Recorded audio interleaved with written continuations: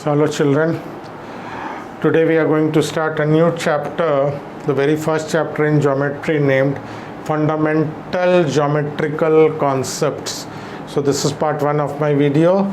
So we are into exercise 16 and this is my first video lesson. So first let me give you concepts of this chapter. Okay, first thing, what is a point? Point is a mark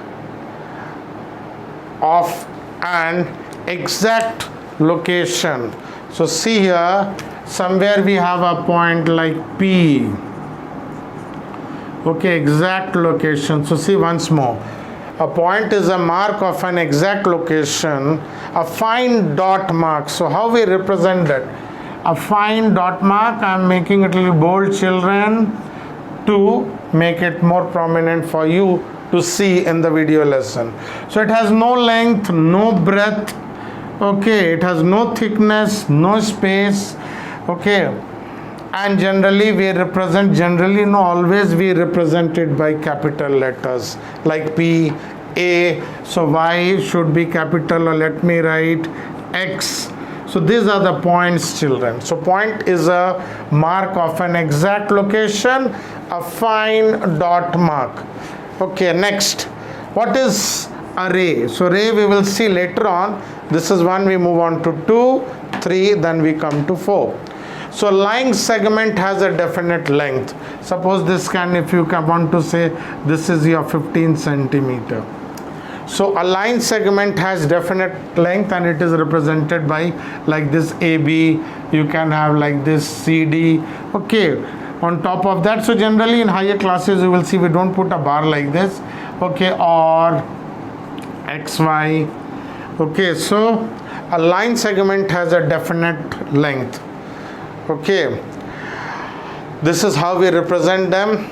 So like this is CD, 2 points. If you have here, try to understand C and D, there is only one line segment possible.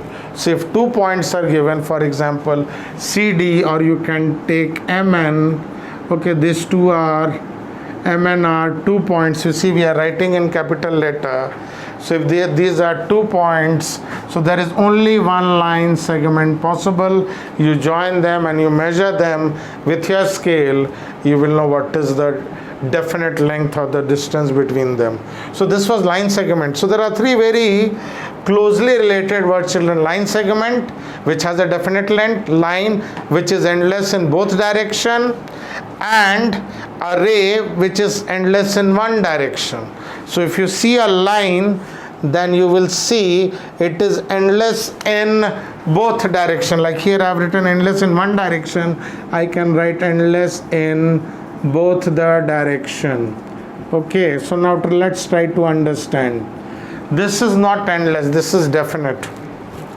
A line is endless in both directions. This AB is there, but if you find line segment, AB means this distance only, but a line means it goes to infinity in both the side.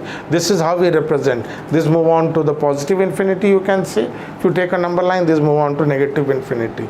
So a line, okay, is different from line segment in a way that this has a definite length, this will end somewhere, it will start somewhere, but this is endless in both directions. An array is something which is endless in one direction. So it starts with from one point, you go towards B. So one end it has, other end it goes. Okay, so if you have a point, you can have a number of rays coming out from this. And last thing, if you see, this is our, how we represent, this will be represented by AB. Okay, so if you have, so what we see, children, see here, this is a ray AB. It starts from A and towards B it is endless. So this is AB. Now this is B. It starts from B, it goes towards this side. So they are opposite in direction. If you see, they are not same. Initial point of here is A, it starts with A. Initial point of this is B. Okay, and AB goes in this direction towards B, and BA goes in the direction of A. So remember, ray AB is not same as BA. Okay, So kindly pause the video and copy, then we will move on to some other concepts.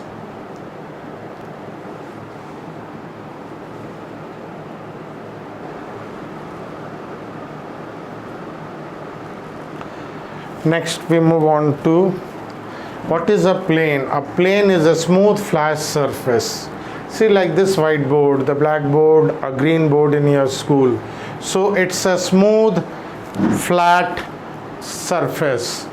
Okay children, so like what are the examples? This you can say A is what we have examples. Okay, like means examples we have top of a table. So table, when you write or when you eat, it's a plane. It is two dimension basically children. You will length, you can take this as length and breadth. So the face of this whiteboard, as I told you, blackboard, a green board in your school, surface of a paper where you write your copy, your book. So these are all called a plane. Okay, so remember this is a plane. It has length, it has breadth, but no thickness or a height. Okay, so if you take the book, if you see the book, this surface, okay, this surface is your plane, only one surface. But when you take full thing over here, okay, book, length, breadth, and height, then this is not a plane, then this becomes space occupied, what we call volume. So only this part when you do, okay, when you open a page, okay, this is a plane surface. But when you take many pages and when it becomes a book, then this is not, full thing is not a surface. This is a surface, this is a surface, this is a surface. Okay, so this is the difference. When you take the thickness also, it's not a plane, then it becomes a three-dimensional figure with length, breadth and height. So it has length and breadth but no height children. We draw triangles, you will see. So I think in class 6 children you have done a very detailed study of this. Okay, I was seeing the same very similar chapter with same name. You have done triangle, we have a circle, okay, and then we have square. Okay, all this I think you have done nicely in class 6. All angles 90, all sides equal. You'll say, sir, this is, remember, a circle. So when you have a ball children, we call it sphere, that occupies space. This is a flat thing. Ball when you take, so suppose I draw a sphere. Okay, this is 2D, two-dimensional. Okay, but if you have a ball and all, what we do to show the depth and all, we shade them like earth. So this is how in a two-dimensional thing like board, we show a 3D figure, like this is a sphere or a ball. So this is not a plane. Remember, this is not a plane. This occupies space and it has volume. Okay, so remember, when you have a ball or a sphere, football, they are three-dimensional, they are not plane. A circle is a plane. Okay, this is what we call three-dimension. Length, breadth, height. These are called two-dimensional. Okay, dimension means generally length, breadth. A line is a single dimension, length. So once more, a plane is a smooth flat surface. You see rectangle, you have done trapezium, parallelogram, I think little idea you have done in class 6. Okay, so it has a length and breadth. Okay, so we draw all this figure using this, and as I told you many times, we try to show 3D figure in 2D. So there we do shading and all, like a sphere or a ball or a football, because ball and football are actually sphere. They are not a plane children, they are a 3D. They occupy space and has volume. Now collinear point, next thing. When many points, two or more points, when they lie in the same line, they are called collinear. So remember, points are collinear. Collinear points, and next I'll teach you after this is concurrent lines. Lines are concurrent, collinear points are there. So when two or more points lie in the same line, they are called collinear. So you will say, give one example of non-collinear point. So if you have x, okay, if x is here, y is here and z is here. Okay, so 3 points, and as I told you, we should write in capital letter. So these 3 are points, they are not in a straight line, so we'll call them non-collinear point. So remember, 2 or more points when they lie in a in fact you need 2 lines to have a 2 points to have a line.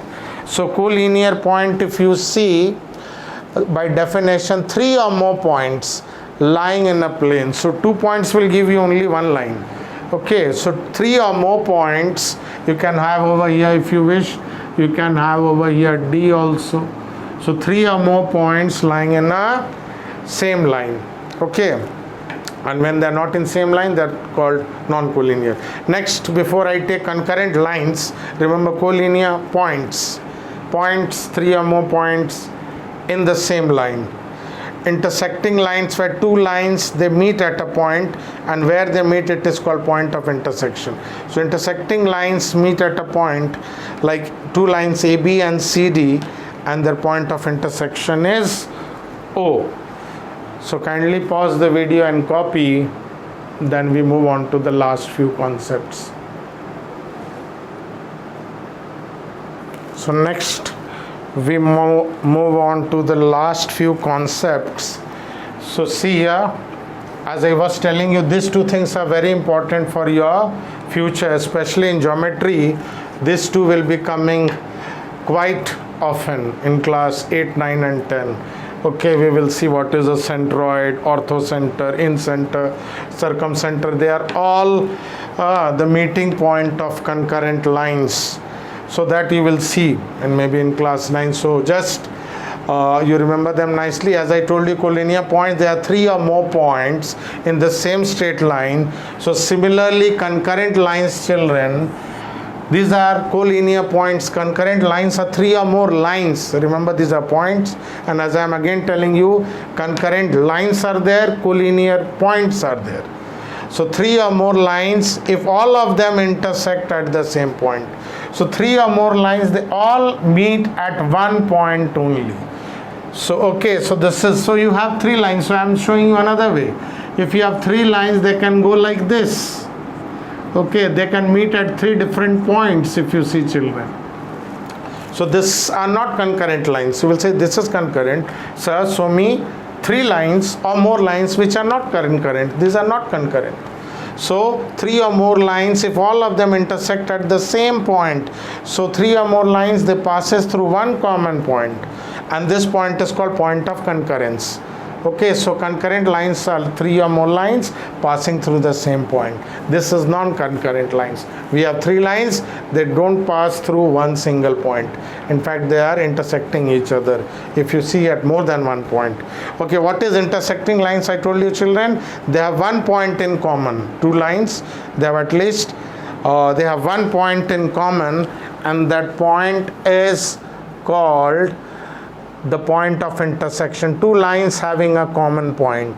Okay, so last thing, we move on to parallel lines, like railway track, you see. So they have nothing in common. So even if you extend them, so they have no point in common. Okay, they will never intersect each other at any point, therefore they don't have no point in common. Okay, so parallel lines like railway tracks, they move on, and the distance between them is always fixed. If you draw perpendicular line between them, they have fixed distance, and this is how we represent them.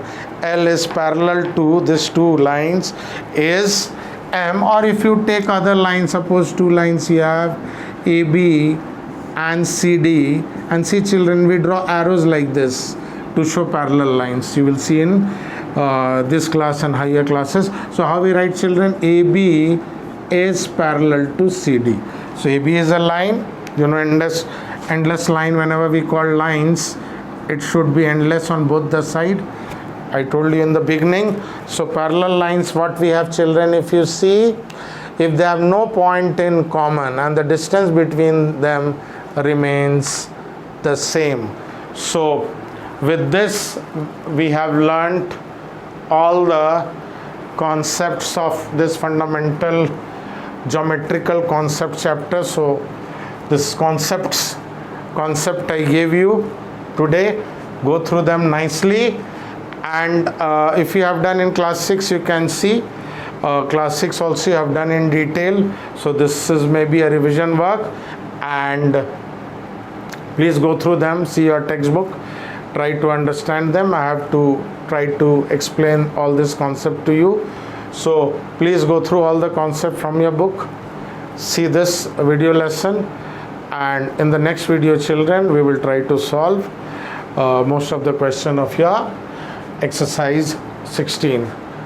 So thank you, children, for watching this video lesson.